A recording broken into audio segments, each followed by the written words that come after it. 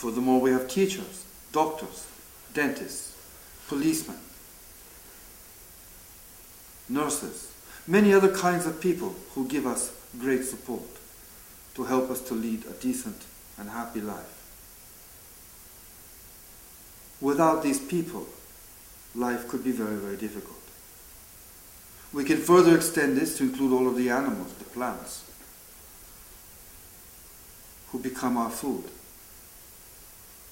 Without them, without their nourishment, we would die. So because of that, in Buddhism, we have to become very aware of the world around ourselves.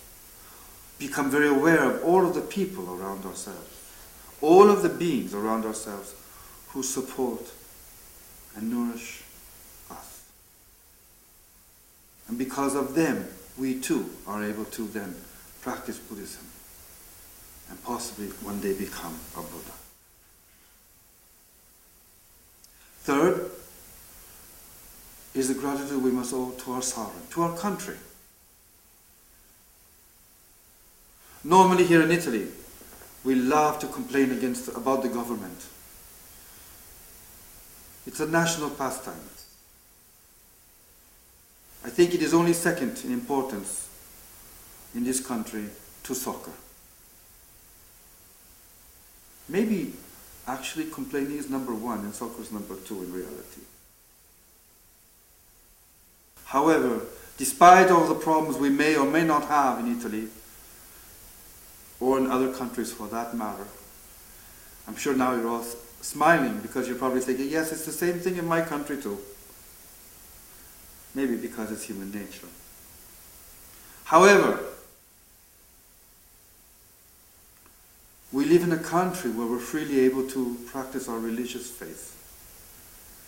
No one tries to stop us. No one arrests us for having a faith that is different than that of the majority of society.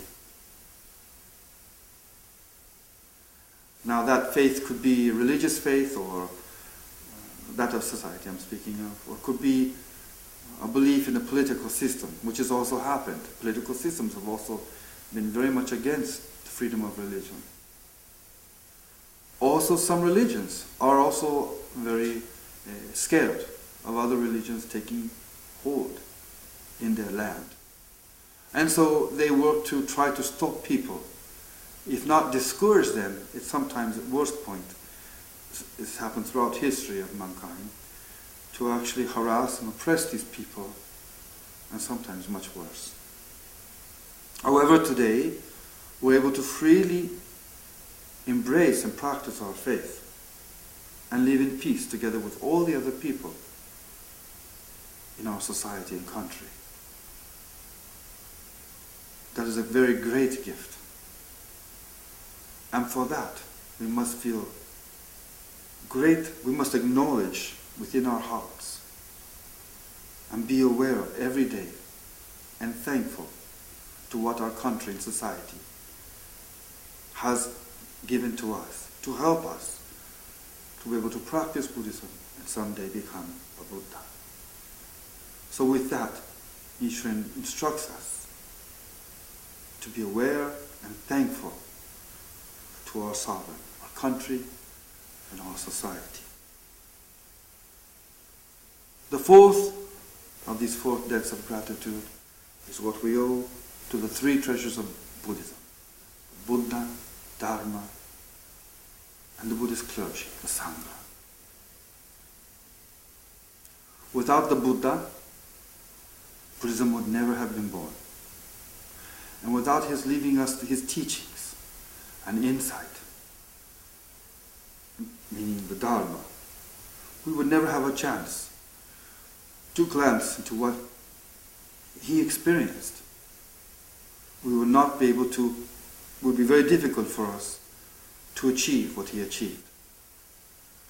And if it wasn't for the priests throughout all the different centuries, priests and monks and nuns, who have taught us, preserved and taught us about Buddhism and maintained its traditions, we would not have a chance to also know well the teachings of the Buddha and someday become a Buddha ourselves. So for that, Nichiren Shonin encourages never to forget, to always remain aware, keenly aware, and feel profound gratitude towards the three treasures of Buddhism. Now, one thing I must add here is that let's use this day, this special anniversary of the 750th anniversary of the Izu Exile, to remember how much Nichiren Shonin devoted his life to the Lotus Sutra and sacrificed his life so that all of us today might be able to practice the Lotus Sutra and attain Buddhahood. And as a result, be freed from all kinds of suffering and consequently become happy. We owe this all to him. I think it's important that we deeply reflect upon this, reflect on the great debt of gratitude we owe him, and the next step then, to be not only to be aware and feel this great gratitude, but is to respond in kind to his great kindness and compassion towards us.